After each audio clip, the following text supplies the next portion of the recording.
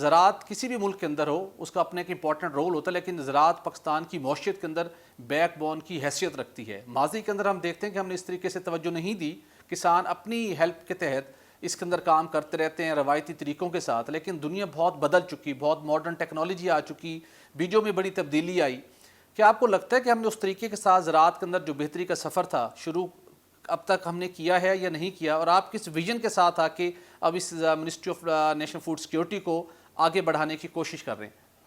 Thank you very much وڈی صاحب، میں آپ سے متفق ہوں کہ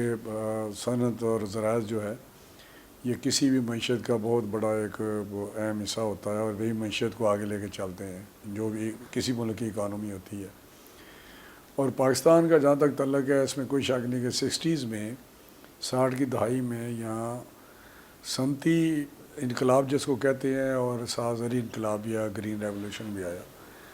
لیکن ہم زراعت میں بہت آگے چلے گئے اس وقت 60s کے بعد۔ ریسرچ میں بھی جو ایگریکلچر سیکٹر تھا اسے ریسرچ میں بھی بہت آگے تھے، لیکن آہستہ آہستہ ہم بہت پیچھے رہ گئے۔ اور وہی جو بات آپ نے کی ہے کہ روایتی جو ایک ہماری کاشتکاری کا طریقہ کار ہے اسی پہ کام چلتا رہا،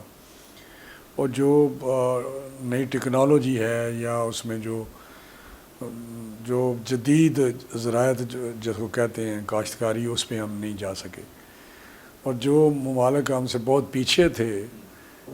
اس کے پیداوار میں، زراعت کی پیداوار میں، وہ اب ہم سے بہت آگے چلے گئے۔